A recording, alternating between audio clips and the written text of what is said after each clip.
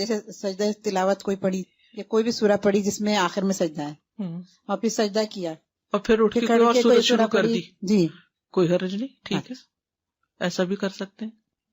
مکروہ time پر کر سکتے ہیں سجدہ تلاوت، مکروہ ٹائم جیسے فجر کی نماز کے بعد. جی یہ سبب کا سجدہ ہے نا. السلام علیکم استاذ. اس کا مطلب ہے کہ نماز میں اگر سجدہ تلاوت آ جائے تو وہ نہیں چھوڑ سکتے، وہ کرنا ہی کرنا ہے ہر صورت میں. جی کرنا چاہیے، چھوڑنا نہیں چاہیے. اس لیے آپ نے دیکھو کہ رمضان میں ہمیشہ امام کرتے ہیں، کسی بھی مسلک، کسی بھی مسجد، کہیں بھی چلے جائیں سبھی کرتے ہیں. لیکن عام ایسے اگر تلاوت کر رہے ہیں تو آپشن اپنی تلاوت اگر کر رہے ہیں جی افضل یہی ہے، کرنا ہی چاہیے، الا ہی کہ کوئی مجبوری ہو جائے. اگر ٹیپ ریکارڈر چل رہا ہو، یعنی آڈیو چل رہی ہو کہیں، تو بس جھک جائیے. لیکن یہ کہ اگر نہ جھکے تو کوئی حرج نہیں ہے. اس میں کہتے ہیں کہ تلاوت کرنے والا جھکے تو آپ جھکے. تو اب اس میں شک ہے کہ جب وہ تلاوت کر رہا تھا وہ جھکا تھا کہ نہیں. اگر وہ جھکا تھا تو ہمیں بھی جھک جانا چاہیے.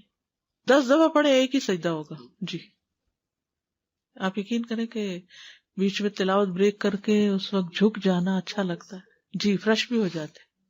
جیسے آپ نے دیکھا ہوگا ابھی نماز پڑھنے کے بعد آپ کی کیفیت ایک دم پھر اچھی ہو گئی، پڑھتے پڑھتے تھک جاتے، پھر بیچ میں نماز آئی، نماز پڑھی، پھر فریش ہو گیا مائنڈ.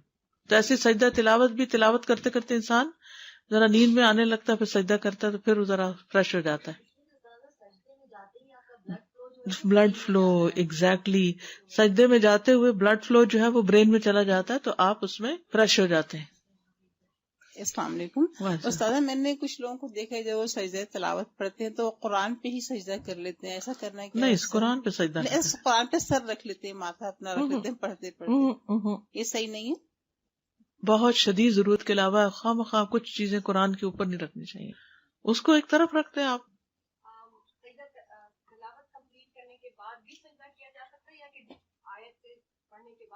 آیت جب پوری ہو جائے پھر کرنا بہتر ہے. اس کی کوئی دلیل نہیں ملتی 14 اکٹھے کرنے کی، حالانکہ 15 سجدے ہیں، یہ بھی یاد رکھیں. اچھا وہ جو لوگ قرآن خوانی کرواتے ہیں کہ آپ قرآن پڑھ دیں، ہم سجدے کم کر دیں گے. بس ایک جب نئی چیز خود ایجاد کی تو پھر سارا دین شروع ہو گیا نا، پھر تو حد ہی ختم ہو گئی، ہر چیز اپنے ہاتھ میں لے لی. میں بچوں کو قرآن پڑھاتی ہوں تو عموماً ان کو پڑھاتے پڑھاتے بار بار وہ آیت سجدے والی پڑھانی پڑتی ہے، پھر وہ بچے بھی پڑھتے ہیں تو ہم سرکل میں بیٹھے ہوتے ہیں. پھر اس صورت میں کیا کروں؟ بس آخر میں ایک سجدہ سب کر کے اٹھ جائے. ٹھیک ہے، تو اس کے لیے بچے آگے بیٹھے ہوتے ہیں تو کوئی حرج نہیں.